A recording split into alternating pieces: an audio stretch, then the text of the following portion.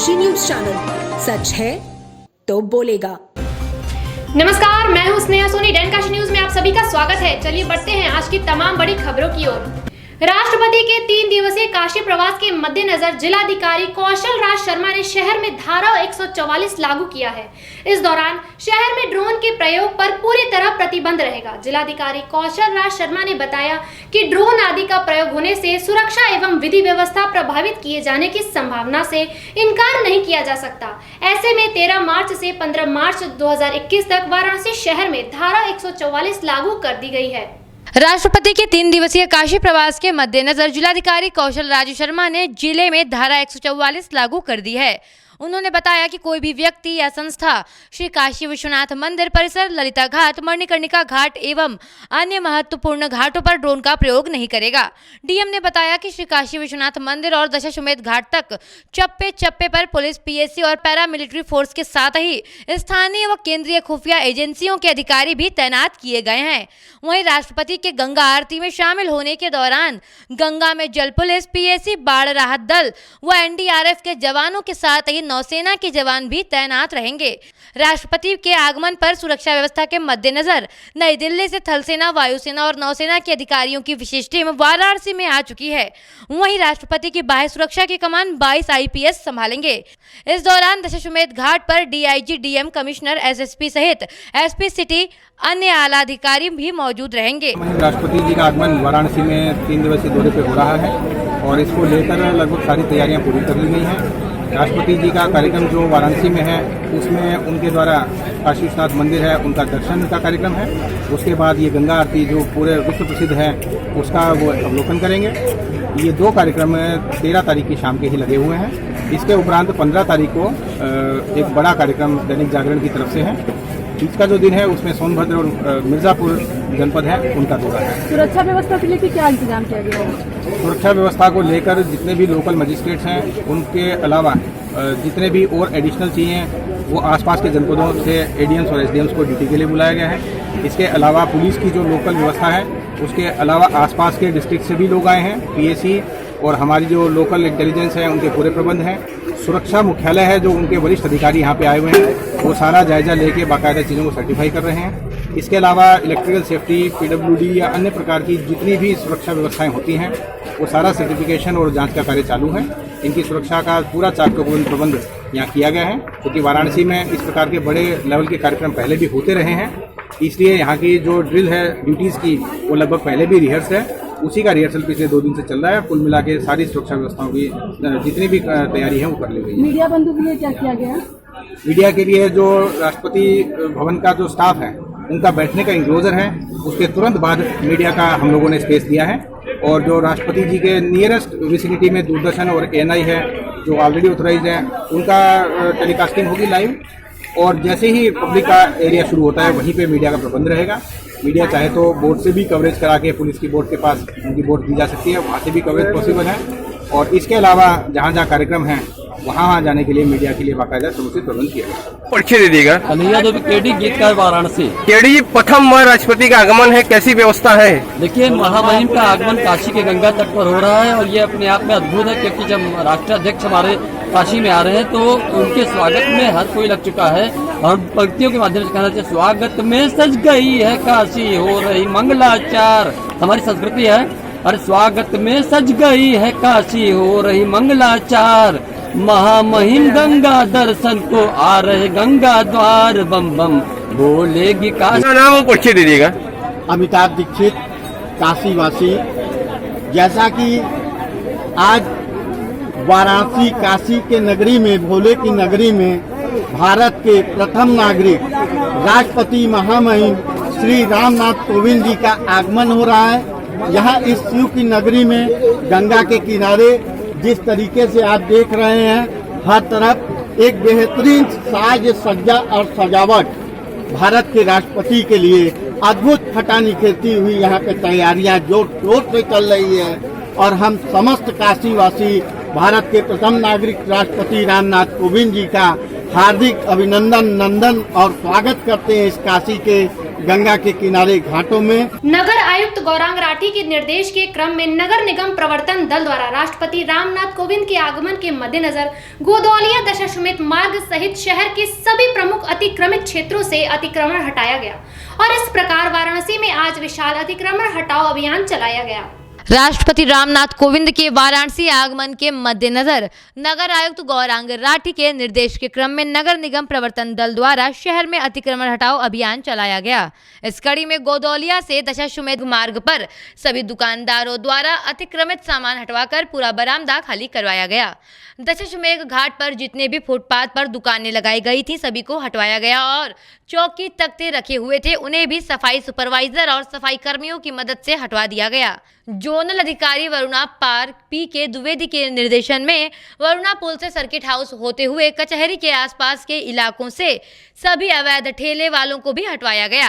राजस्व अधीक्षक संतोष कुमार के निर्देशन में नदेसर वरुणा पुल होते हुए circuit house, Kachahari, police line, तिराहा, Chauka Ghat, Teliyabagh, Laurabir, Maldahiya, cantt railway station, Lahartara, Manduadih, BLW तक पूरे क्षेत्रों का भ्रमण कर घोषणा करते हुए तमाम सड़क और पटरी को खाली करवा दिया गया और जितने भी अवैध ठेले थे उन्हें सख्त चेतावनी देते हटवाया गया। इसी कड़ी में 80 मार्ग से 80 घाट होते हुए संत रविदास घाट तक पैदल चलते हुए राजस्व अधीक्षक संतोष कुमार ने तमाम अतिक्रमण हटवाया और साथ ही सामान भी जब्त किया। इस दौरान सभी को हिदायत भी दी कि आने वाले 2 दिनों तक कोई भी दोबारा अतिक्रमण नहीं करेगा, नहीं तो उसके खिलाफ कड़ी कार्रवाई भी की जाएगी। इसी कड़ी में झोपड़ी, त्रिपाल जो भी लगे हुए थे सबको खुलवा दिया गया और सभी मार्गों को अतिक्रमण मुक्त कर दिया गया। मैं कर्नल आरएन मारू, प्रभारी प्रवर्तन। सर आज किस तरह का अभियान चलाया गया सर? ये घाटों पे और जो मेन मार्ग है जिसके ऊपर से प्रेसिडेंट का रास्ता तय हुआ है आने का, प्रेसिडेंट के रास्ते से आएंगे, उस रास्ते के बाद अतिक्रमण मुक्त और सफाई इसके लिए अभियान चलाएंगे। घाटों पे स्पेशली वो आरती के लिए आएंगे शाम को, तो वहाँ से जो एक्स्ट्रा चौकी वगैरह, अवैध चौकी वगैरह रखी हुई थी उनको हटवा दिया। ये सर कहाँ से कहाँ तक अभियान चली सर? ये 80 घाट, आपका BLW और सर्किट हाउस, पुलिस लाइन, चौका घाट, ये सारा कुछ अभियान चला। वाराणसी के पुलिस लाइन में राष्ट्रपति के आगमन पर बीजेपी के समस्त पदाधिकारी वाराणसी में इकट्ठा हो रहे हैं। आज राष्ट्रपति के आगमन पर उप मुख्यमंत्री दिनेश शर्मा ने विकास कार्यों पर चर्चा की। उन्होंने बताया कि उत्तर प्रदेश सरकार ने पूरे उत्तर प्रदेश में चौतरफा विकास किया है। विकास कार्यों की चर्चा करते हुए उप मुख्यमंत्री दिनेश शर्मा ने कहा कि मुख्यमंत्री योगी आदित्यनाथ के कार्यकाल में कई जगह कॉरिडोर बनाया गया है और चौतरफा विकास हुआ है। कहीं पूर्वांचल एक्सप्रेसवे, कहीं गंगा एक्सप्रेसवे, कहीं गोरखपुर रिंग रोड तो कहीं लखनऊ रिंग रोड, चारों तरफ मुख्यमंत्री के नेतृत्व में विकास किया जा रहा है। वहीं दूसरी तरफ केंद्र सरकार द्वारा गरीबों को शौचालय और आवास की सुविधा प्रदान की गई है। शिक्षा के क्षेत्र में हमारी सरकार ने कई कार्य किए हैं, जिसमें नई शिक्षा नीति भारतीय जनता पार्टी की ही देन है, जिससे शिक्षा के स्तर को और बढ़ाया जा सके। नई शिक्षा नीति को प्रयोग में लाने वाला सबसे पहला राज्य उत्तर प्रदेश है। नई शिक्षा नीति के तहत पाठ्यक्रमों में बदलाव किया जाएगा, जिसमें 70% कमान करिकुलम को और 30% अधिकार विश्वविद्यालय और महाविद्यालय को होगा। कमजोर करती चली जा रही है और उनका सिर्फ एक ही मकसद है, ये इनके प्रकार चुनाव। वो लगातार दलों को बदलने की प्रक्रिया जारी रखे हैं। वरिष्ठ व्यक्ति हैं, उनके बारे में कोई टिप्पणी नहीं करूंगा। वो कई दलों में, कई आंदोलनों में विभिन्न दलों के जा चुके हैं और जहां जाके जो भी बयान दिया है वो सत्यता से परे रहा है और उसकी कोई लोगों ने उसको महत्व नहीं दिया है। इसलिए उनके बारे में क्या टिप्पणी करना, उनका बंगाल में रखा क्या है। सर वो 2 लोगों को निशाना बना रहे हैं, प्रधानमंत्री जी को और गृह मंत्री जी को, कि यही दो लोग देश चला रहे हैं। देखिए, किसी व्यक्ति के कहने से कोई न तो छोटा हो सकता न बड़ा हो सकता है। माननीय प्रधानमंत्री जी निर्विवाद भारत के नहीं पूरे विश्व के नेता हैं और माननीय अमित शाह जी ने अपनी कर्मठता और क्षमता से सिद्ध कर दिया है कि योग्यतम गृह मंत्रियों में उनकी गणना हो रही है। देश में हरित ऊर्जा संसाधनों से हाइड्रोजन के उत्पादन को बढ़ावा देने और प्रौद्योगिकियों के साथ संयोजन करके भारत को दुनिया में एक अद्वितीय स्थान पर स्थापित करने के लिए भारत सरकार ने महत्वाकांक्षी परियोजना राष्ट्रीय हाइड्रोजन मिशन NHM शुरू करने की घोषणा की है। केंद्र सरकार के इस मिशन को साकार करने के लिए भारतीय प्रौद्योगिकी संस्थान IIT BHU ने भी अपने कदम बढ़ा दिए हैं। IIT BHU वाराणसी के केमिकल इंजीनियरिंग और प्रौद्योगिकी विभाग के associate professor doctor Rajesh Kumar Upadhyay और उनकी टीम ने मेथनॉल से अल्ट्रा शुद्ध हाइड्रोजन उत्पादन के लिए मेम्ब्रेन रिफॉर्मर तकनीक पर आधारित एक प्रोटोटाइप विकसित किया है। ये विकसित प्रोटोटाइप भारत में अपनी तरह का पहला होगा और दुनिया भर में ऐसी कोई भी व्यावसायिक इकाइयां उपलब्ध नहीं हैं। इस संबंध में जानकारी देते हुए डॉक्टर उपाध्याय ने बताया कि यह प्रोटोटाइप जीवाश्म ईंधन के उपयोग और कार्बन फुटप्रिंट को काफी कम करेगा। कॉम्पैक्ट इकाई के चलते इसका उपयोग ऑन साइट या ऑन डिमांड अल्ट्रा शुद्ध हाइड्रोजन उत्पादन के लिए किया जा सकता है। इस तकनीक से मात्र 15 ml प्रति मिनट मेथनॉल से 13 लीटर प्रति मिनट 99.999% शुद्ध हाइड्रोजन अलग किया जा सकता है और इसी प्रोटोटाइप को हाइड्रोजन ईंधन सेल के साथ एकीकृत कर 1 किलोवाट बिजली का भी उत्पादन करने में सफलता पा ली गई है। एक बार स्केल की गई इकाई का उपयोग मोबाइल टावरों को बिजली देने के लिए किया जा सकता है और डीजल आधारित जनरेटर के स्थान पर बेहतर विकल्प बन सकता है। ये भंडारण और परिवहन सुरक्षा के खतरों को भी कम करेगा। सर, अपना नाम और परिचय बता दीजिए। मैं डॉक्टर राजेश कुमार उपाध्याय हूँ, केमिकल इंजीनियरिंग डिपार्टमेंट में एसोसिएट प्रोफेसर हूँ IIT BHU। सर, आपकी टीम ने वर्क करके किया है कि जैसे हाइड्रोजन से विद्युत कहीं भी पैदा कर सकती है, तो क्या है? बेसिकली हमारी टीम ने क्या किया है कि हम लोग मिथनॉल यूज कर रहे हैं जो हमारा किसी भी बायोमास या बायोसोर्स से बन सकता है। उसमें हम लोग 25% मिथनॉल ले रहे हैं, 75% पानी मिला रहे हैं और उस मिक्सचर को हम एक रिएक्टर में, जिसको हम मेम्ब्रेन रिफॉर्मर बोलते हैं, उसमें फीड कर रहे हैं। इस मेम्ब्रेन रिफॉर्मर में क्या होता है कि जो मिथनॉल है वो वाटर के साथ रिएक्शन करके हाइड्रोजन CO2 बनाता है एंड हमने अपना एक मेम्ब्रेन भी डेवलप किया है, ये कैटलिस्ट भी डेवलप किया है जिससे हाइड्रोजन, जो प्योर हाइड्रोजन है, वो सेपरेट हो जाती है 99.999%। इसको हम लोग फ्यूल सेल में फीड करते हैं और वहाँ पे हम लोग बिजली जनरेट करते हैं उससे। इस पूरे टेक्नोलॉजी का जो फ़ायदा है कि हाइड्रोजन इकोनॉमी, जिस पे गवर्नमेंट ऑफ इंडिया का भी बहुत पुश है और it is actually very clean energy, उसमें हम सबसे बड़ी प्रॉब्लम है कि हम हाइड्रोजन को स्टोर कैसे करें और ट्रांसपोर्ट कैसे करें। तो यहाँ पर हमने उस जो प्रॉब्लम है उसको रिजॉल्व किया है कि हमको जहाँ चाहिए होगा, जिस समय चाहिए होगा, हम हाइड्रोजन बनाएंगे और जब यूटिलाइज करना होगा तुरंत उसको यूटिलाइज कर लेंगे। तो हमें हाइड्रोजन न स्टोर करना होगा न ट्रांसपोर्ट करना होगा। राष्ट्रपति रामनाथ कोविंद अपने 3 दिवसीय वाराणसी दौरे के दौरान शनिवार को सपरिवार वाराणसी पहुंचे। लाल बहादुर शास्त्री अंतर्राष्ट्रीय हवाई अड्डे पर राष्ट्रपति का स्वागत उत्तर प्रदेश की राज्यपाल आनंदीबेन पटेल एवं उत्तर प्रदेश के मुख्यमंत्री योगी आदित्यनाथ ने किया। अपने 3 दिवसीय वाराणसी दौरे पर राष्ट्रपति रामनाथ कोविंद आज वाराणसी पहुंचे। हवाई अड्डे पर राज्यपाल एवं मुख्यमंत्री योगी आदित्यनाथ ने राष्ट्रपति का स्वागत किया। मुख्यमंत्री योगी आदित्यनाथ ने राष्ट्रपति को शॉल ओढ़ाकर और पुष्प गुच्छ देकर स्वागत किया। लाल बहादुर शास्त्री अंतर्राष्ट्रीय हवाई अड्डे पर राष्ट्रपति के स्वागत में पर्यटन राज्य मंत्री डॉक्टर नीलकंठ तिवारी, मंत्री रविंद्र जायसवाल, सांसद BP सरोज, विधायक सौरभ श्रीवास्तव और कमिश्नर दीपक अग्रवाल, IG विजय सिंह मीणा भी उपस्थित रहे। बाबतपुर हवाई अड्डे से राष्ट्रपति सपरिवार हेलीकॉप्टर से BLW के लिए रवाना हो गए। वहीं कुछ देर विश्राम करने के बाद राष्ट्रपति श्री काशी विश्वनाथ मंदिर में दर्शन पूजन करेंगे। तत्पश्चात दशाश्वमेध घाट पर मां गंगा की आरती में भी शामिल होंगे। 2 दिवसीय महाशिवरात्रि के कार्यक्रम की समाप्ति पर मशाल जुलूस निकालकर बेल के वृक्ष की पूजा कर फल की प्राप्ति की कामना की गई। 2 दिवसीय महोत्सव के दौरान निर्मल शिवानंद आश्रम के संचालक ने बताया कि 2 दिवसीय कार्यक्रम के पहले दिन महाशिवरात्रि पर 11 ब्राह्मणों द्वारा रुद्राभिषेक किया गया था। उसके बाद 11 ब्राह्मणों ने 11 बार हवन किया और उसे लघुद्र हवन कहा जाता है। रामनाथ शर्मा ने कहा कि 1000 ब्राह्मण को भोज कराने से जो फल मिलता है वो एक दंडी महाराज को भोजन कराने से मिल जाता है। रामनाथ शर्मा ने बताया कि ये मशाल जुलूस इसीलिए निकाला जाता है कि भगवान ज्योति स्वरूप हैं। ज्योति के रूप में भगवान विराजमान हैं। ज्योति की अर्चना करने से भगवान की अर्चना हो जाती है। जो हाथ में दिया लेकर बेल के वृक्ष के नीचे पूजन करता है उसको अनंत फल की प्राप्ति होती है। और जो कार्य हम लोगों ने किया है उस कार्य को समाप्त करने के लिए बेल के वृक्ष की पूजा की जाती है। जो भी 2 दिवसीय महाशिवरात्रि के अवसर पर हम लोगों ने पूजा पाठ किया है वो सब कार्य सिद्धि के लिए बेल के वृक्ष की पूजा कर कार्यक्रम का समापन किया जाता है। आज जो है कल महाशिवरात्रि के दिन 11 ब्राह्मणों द्वारा महारुद्र अभिषेक किया गया है। 11 ब्राह्मण 11 बार अभिषेक करने से उसको लघुरुद्र बोला जाता है। लघुरुद्र अभिषेक किया गया है। उसके बाद 11 ब्राह्मणों ने 11 बार हवन किया है, लघुरुद्र हवन। वो भी हमारे निर्मल शिवानंद आश्रम वाराणसी पांडे हवेली में किया गया है। आज यतीश्वर की भिक्षा किया गया है। जो दंडी स्वामी यहाँ कहलाते हैं, दंड लेके जो चलते हैं सन्यासी लोग, उसकी भिक्षा आज किए हैं। सहस्र ब्रह्मचारिभ्यः यतिरेको विशिष्यते।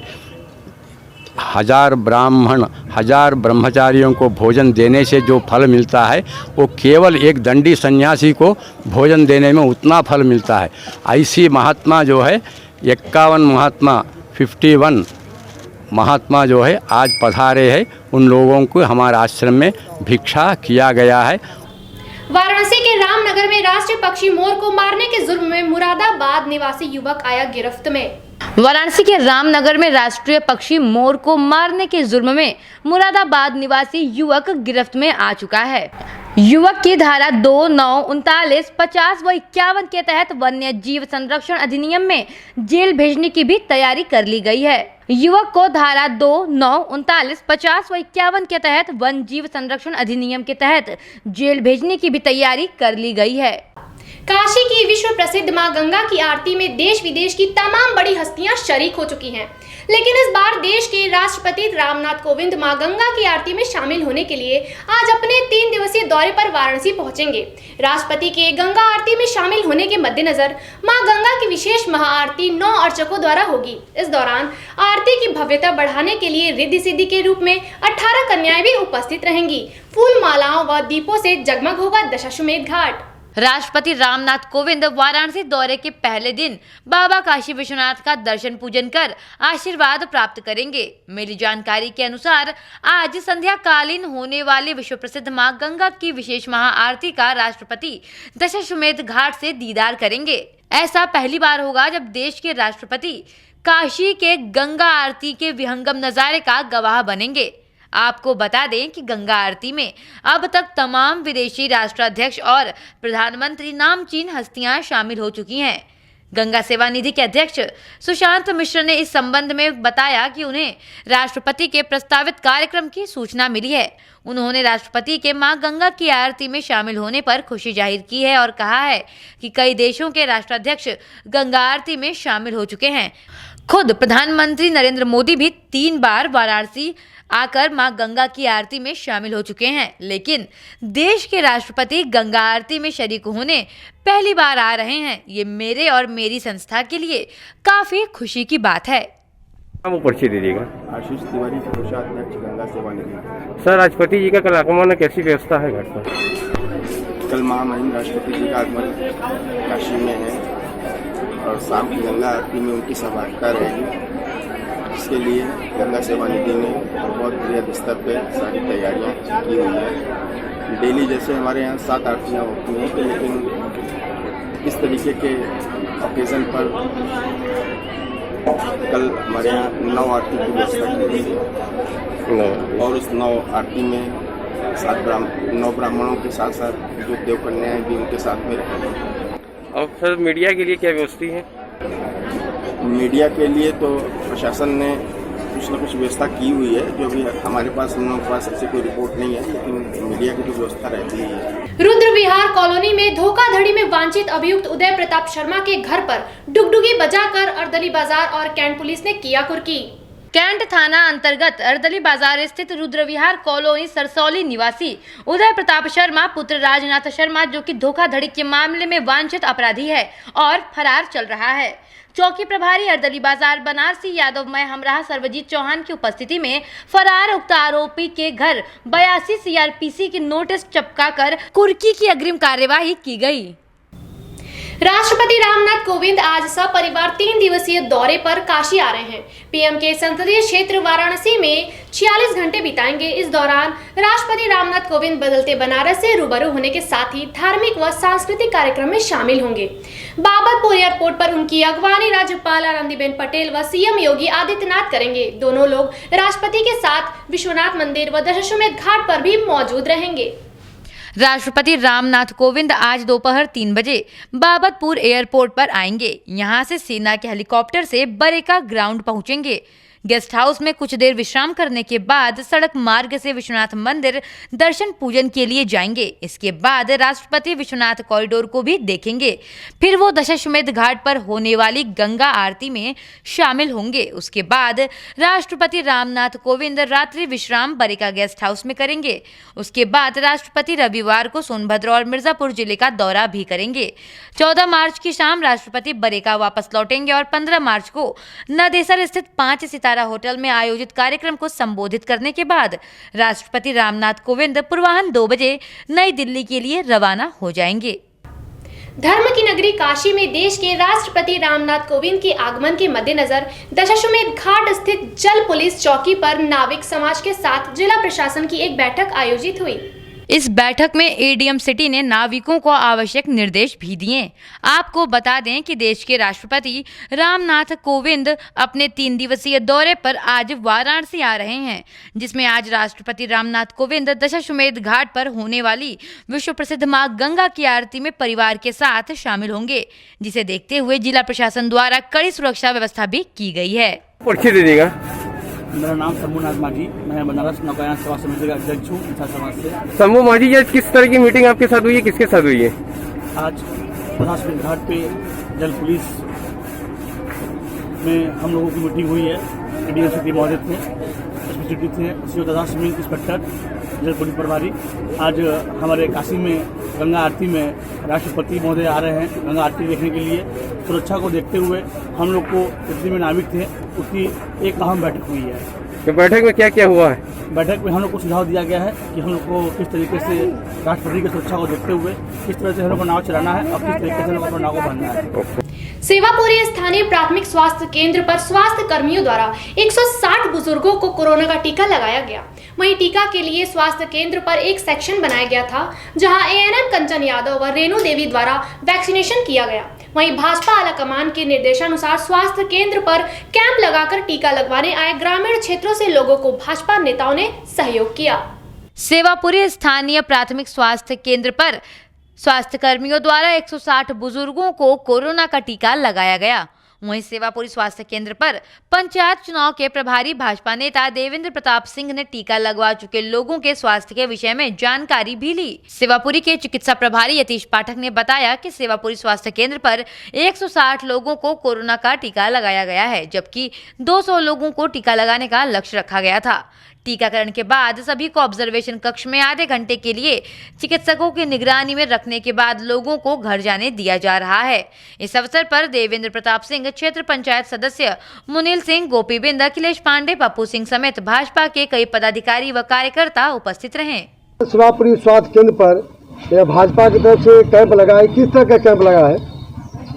यह कैंप चूँकि यह प्रधानमंत्री श्री नरेंद्र मोदी जी का संसदीय क्षेत्र है और इस संसदीय क्षेत्र के अंतर्गत आने वाले इस प्राथमिक स्वास्थ्य केंद्र के अगल बगल जो गांव हैं, उन गांवों के लोग यहां पे आवें और किसी प्रकार की कोई असुविधा न हो, उसके लिए ये कैंप लगा के हमारे कार्यकर्ता लगातार 10 बजे से 5 बजे तक हम लोग यहाँ पर वैक्सीन लगवाने में मदद करने का काम कर रहे हैं। किसी भाजपा नेता के यहाँ का कोई प्रभारी बनाया गया है? प्रभारी के रूप में हर प्राथमिक स्वास्थ्य केंद्र जितने हैं उन पे पार्टी के वरिष्ठ कार्यकर्ताओं को प्रभारी के रूप में लगाया गया है और वो निगरानी कर रहे हैं कि आने वाले किसी भी व्यक्ति को जो हमारे इस सेवापुरी के हैं उनको किसी प्रकार की असुविधा न हो। सर, सेवापुरी स्वास्थ्य केंद्र में किसको प्रभारी बनाया गया है? अभी तो ये दायित्व मुझे संगठन ने सौंपा है और उस दायित्व का निर्वहन हम 10 बजे से 5 बजे तक रह के यहाँ आने वाले लोगों को बूथों तक उनका रजिस्ट्रेशन करा के और वैक्सीन लगवाने का काम कर रहे हैं। सीओ चेतगंज व सिगरा पुलिस सघन चेकिंग अभियान में जुटी थी। पुलिस द्वारा रोडवेज की चप्पे चप्पे पर चेकिंग की जा रही थी कि तभी आजमगढ़, गोरखपुर व सोनौली के लिए मिलने वाली बसों के प्लेटफॉर्म नंबर 8 के पास एक लावारिस लाल रंग का ट्रॉली बैग मिला। काफी पूछताछ व अनाउंस करने के बाद भी बैग मालिक का पता नहीं चला, तो आनन फानन में प्लेटफॉर्म नंबर 8 के आसपास के इलाके को खाली कराकर बैरिकेडिंग करा दिया गया। हालांकि बैरिकेडिंग काफी देर तक लगी रही, लेकिन मौके पर बम निरोधक दस्ता व डॉग स्क्वाड की टीम नहीं रही। आपको बता दें कि वाराणसी के रेलवे स्टेशन, गंगा घाट, संकट मोचन मंदिर व कचहरी बम ब्लास्ट का दंश झेल चुके हैं। ऐसे में इस तरह से बैग मिलना पुलिस के लिए चिंता का विषय बना हुआ था। इस पूरे घटनाक्रम में पुलिस के साथ चेकिंग के दौरान बम डिस्पोजल व डॉग स्क्वाड का ना होना सवालिया निशान खड़ा करता है। करीब 1 घंटे बाद पहुंची बम डिस्पोजल व डॉग स्क्वाड की टीम ने जब बैग खोला तो उसमें कोई संदिग्ध वस्तु नहीं मिली। तब जाकर के वाराणसी पुलिस ने राहत की सांस ली। चौकी इंचार्ज रोडवेज रिजवान बेग ने बताया कि चेकिंग के दौरान डिस्पोजल दस्ता व डॉग स्क्वाड उनके पास मौजूद नहीं था। हालांकि बैग से कुछ भी नहीं मिला। अनाउंस भी कराया गया रोडवेज परिसर में, लेकिन कोई आया नहीं, तो तुरंत क्षेत्राधिकारी महोदय के आदेशानुसार पहले मौके को सुरक्षित किया गया, रस्सी बांध को सुरक्षित किया गया। उसके बाद वो BDDS टीम को बुलाया गया। तो श्रीमान क्षेत्राधिकारी महोदय वो मीटिंग में गए हुए डीब्रीफिंग में, और यहाँ पे आप देख ही रहे हैं कि BDDS टीम जरा चेकिंग की गई, कुशलता रही, कपड़ा निकला, बल्ब आदि निकले हैं। कितना समय लगा इस दौरान जब आप लोगों को बैग मिला और BDS टीम आई? नहीं, BDS टीम के ये BDDS टीम की जो है मिर्ज़ापुर की टीम है, बाकी टीम सभी ड्यूटी में लगी हुई है, तो थोड़ा सा इनको आने में टाइम लगा, लेकिन तब तक मौके को हम लोग रस्सी लगा कर सुरक्षित किए थे, पब्लिक को हटाए हुए थे। बाकी कुशलता रही, जैसा कि आप लोग देखे भी। चेकिंग के दौरान आप लोगों के पास क्या क्या रहा? डॉग स्क्वाड या फिर बम डिस्पोजल कुछ रहा आप लोगों के पास? नहीं, चेकिंग के दौरान हम लोग के उस दौरान हम लोग के पास चूँकि उपलब्ध न होने के कारण हम लोग स्वयं ही कर रहे थे, तो बसे में किया गया, यहाँ किया गया। तो रोडवेज के प्लेटफॉर्म नंबर 8 पर जब हम लोग आए थे, एक लावारिस बैग मिला, जिस तक बैग देख रहे हैं। तो ये संदेह से परे नहीं था, ये संदिग्ध था, इसलिए इसको इस तरह के घेर के चेकिंग कराई गई। सेवापुरी जनसा थाना क्षेत्र के नई बस्ती गांव में बीती रात मीटर में शॉर्ट सर्किट की वजह से एक किराने की दुकान में आग लग गई, जिससे दुकान में रखा सारा सामान जलकर राख हो गया। बताया जा रहा है कि जनसा थाना क्षेत्र के नई बस्ती गांव में शमशेर अशरफ की किराने की दुकान थी, जिसमें बीती रात शॉर्ट सर्किट होने से आग लग गई। मध्यरात्रि में पड़ोसियों ने धुआं उठता देख दुकानदार को आग लगने की सूचना दी। दुकानदार मौके पर पहुंचकर जब तक आग को बुझाता तब तक दुकान में रखा सारा सामान जलकर राख हो चुका था। वहीं दुकानदार के अनुसार दुकान में लगभग 80,000 रुपए की खाद्य सामग्री के साथ कैश काउंटर में 9,000 रुपए भी रखे हुए थे। आपको बता दें कि रियाज अहमद नामक युवक आग बुझाने में घायल हो गया है। परिचय बताएं। शमशेर अशरफ, जनसा नई बस्ती घर है। अच्छा सर जी, ये बताएं आपका किस चीज़ का दुकान था? जनरल स्टोर का था। ये कैसे आग लगा? आपकी दुकान पे कैसे आग लगा? वो चार्जिंग लगाए थे और क्या कहते लाइन सर्किट जो मीटर वाला है इस बगल में था गुमती, उसी की शॉर्ट की वजह से जल गया है। इसमें आपके कितना नुकसान हुआ है? कितने? उसमें 9,000 रुपया रखे थे, 80,000 रुपया कम से कम सामान था, 80-90,000 का। टोटल जल गया सर? इसमें सब कुछ जल गया, ID प्रूफ सब जल गया। कब घटना घटी है? 1 बजे रात। कैसे मालूम चला आपको क्या आग लग गई? एक पड़ोसी भाई थे, अख्तर भाई, उनकी पत्नी थी। लोहता थाना क्षेत्र के अकेलवा गांव के पास शुक्रवार की शाम बाइक सवार 26 वर्षीय छोटेलाल चौहान और 32 वर्षीय कुसुम राजभर को सामने से आ रही तेज रफ्तार मैजिक ने धक्का मार दिया, जिसमें मौके पर ही छोटेलाल की मौत हो गई, जबकि कुसुम को सिर और चेहरे पर चोट आई है। घटना के बाद मैजिक कलेक्ट्री फार्म रोड की ओर भाग निकली। बसंत पट्टी गंगापुर रोहनिया निवासी छोटेलाल चौहान उर्फ कल्लू शाम के वक्त बाइक से पड़ोस में रहने वाली कुसुम राजभर को उसके मायके जनसा के गोराई गांव में छोड़ने जा रहा था। इस दौरान अकेलवा गांव के पास सामने से आ रही तेज रफ्तार मैजिक ने दोनों को धक्का मार दिया। हादसे में मौके पर ही छोटेलाल की मौत हो गई, जबकि कुसुम घायल हो गई है। आसपास के ग्रामीणों ने पुलिस को सूचित कर दिया। मौके पर पहुंची पुलिस ने कुसुम को इलाज के लिए कोतवाली थाना अंतर्गत श्री शिव प्रसाद गुप्त मंडलीय चिकित्सालय में उपचार हेतु भर्ती करा दिया है। वहीं छोटेलाल चौहान के शव को अस्पताल की मोर्चरी में रखा गया है। घटना की जानकारी होने पर छोटेलाल चौहान के परिवार वालों का रो रो कर बुरा हाल है। नाम बताएं। कुसुम जी, कहाँ पे एक्सीडेंट हुआ, कहाँ के रहने वाले हैं? कहाँ पे एक्सीडेंट हुआ? किस तरह से एक्सीडेंट हुआ, मतलब कैसे जा रहे, आप लोग कैसे थे? इधर से आधा इधर से मार दिए। आप भी कार से थे? बाइक से। किनके साथ थे? और लड़का के साथ थे। आपके लड़के हैं? तो क्या किस गाड़ी से टक्कर हुई आपकी? पिकअप से। पिकअप से सामने से टक्कर हुई, पीछे से? सामने से। तो क्या वहाँ पे जब एक्सीडेंट हुआ तो क्या पुलिस वहाँ पे मौके पर आई थी? कितनी देर वो वहाँ पे चोट लगने के बाद कितनी देर पड़े रहे? 10 मिनट। 10 मिनट तक। तब तक पुलिस वहाँ पे नहीं आई और ना कोई मदद के लिए आया?